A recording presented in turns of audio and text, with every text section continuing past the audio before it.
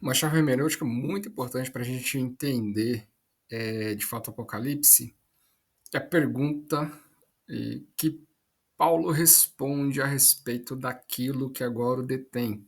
Está lá em 2 Tessalonicenses 2, onde Paulo explica sobre o dia de Cristo. Né? O que é esse dia de Cristo?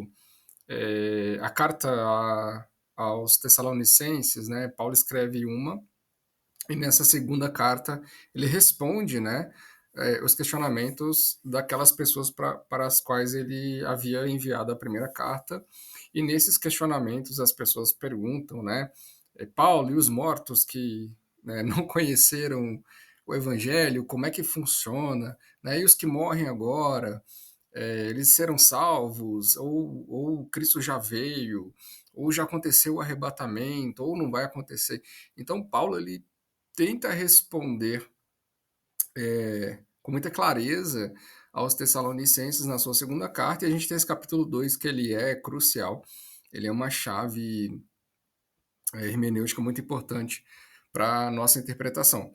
É a partir desse contexto que a gente desenvolve toda a nossa linha, toda a nossa tese para responder essa pergunta. O que detém a chegada do anticristo? Porque, segundo a ordem, né, dos fatos, a chegada do anticristo vai desencadear toda a grande tribulação e, por conseguinte, a segunda vinda de Cristo. Né? Mas tem alguma coisa que detém essa chegada. Então a gente vai explorar essa pergunta em 3 partes para que o vídeo não fique tão grande. A gente está tentando manter em média 10 minutos para que você absorva o conteúdo, faça a leitura do e-book e pense, reflita e leia também a Bíblia, pega as referências, né?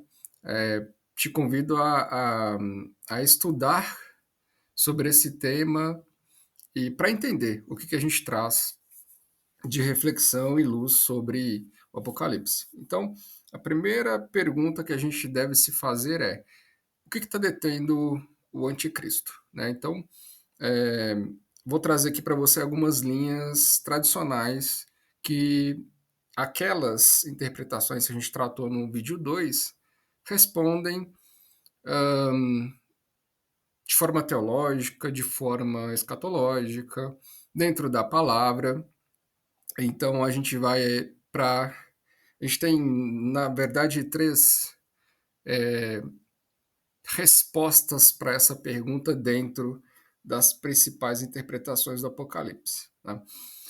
A primeira resposta, mais tradicional,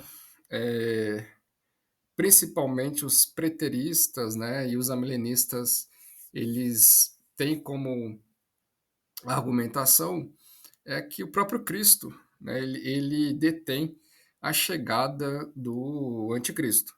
Então, nessa forma de pensar, como tudo já ocorreu ou está acontecendo, né, o próprio Cristo, ele que, segundo a linha preterista e a milenista, é que detém a chegada do anticristo. Né? A segunda forma de pensamento é que é o evangelho. Né? Então, principalmente entre os reformados, amilenistas, eles tratam essa pergunta afirmando que quem detém a chegada do anticristo é o evangelho. Né? Então, quando o evangelho for tirado, segundo essa interpretação, não tirado de forma totalmente, não se diz que a Bíblia vai ser eliminada, denominações, igrejas, nada disso. Eles estão falando do evangelho genuíno. Né? Então, quando o evangelho genuíno for totalmente retirado dos púlpitos das igrejas e de todo o conteúdo da internet e tudo mais, isso vai fazer com que o anticristo seja manifestado. E a terceira resposta, né, dentro dessas linhas interpretativas do Apocalipse que a gente já explorou de forma bem resumida no vídeo 2, é que o que detém a chegada do anticristo é o Espírito Santo. Então, também aí essa resposta ela trafega, por assim dizer, entre eh, preteristas, entre futuristas, mas ela é muito eh, mais aceita e difundida entre os dispensacionalistas, né? O que que essa linha de pensamento interpreta? Ora, eh, quando, né, o arrebatamento for ocorrer, a igreja vai ser tirada, e com a igreja o Espírito Santo, né? Então, o que está detendo, segundo a linha dispensacionalista, principalmente, a chegada do anticristo, é o próprio Espírito Santo, né? Então, são essas três escolas de pensamento que se tornaram objeto de estudo, se tornaram linhas racionais a respeito dessa pergunta, né? A gente vai explorar um pouco mais elas nas duas partes restantes dessa parte crucial que responde a essa pergunta, né? O que, que detém a chegada do anticristo? E a gente vai dar a nossa resposta, o nosso entendimento aqui nessa nova interpretação, fazendo contexto com o Apocalipse, principalmente usando uma chave, uma palavrinha muito importante que a gente vai aprender, que é o arrebatamento. Ele aparece, a palavra aparece em 2 Tessalonicenses, no grego, e também no Apocalipse, quando o filho varão é arrebatado, né? Então é a mesma palavra ali no grego, arpassou, né? Eu vou falar aqui de forma portuguesada, né? Arpassou com um H no início e Z-O no final, então arpassou, é utilizado tanto nesse contexto, né? Seremos transformados, né?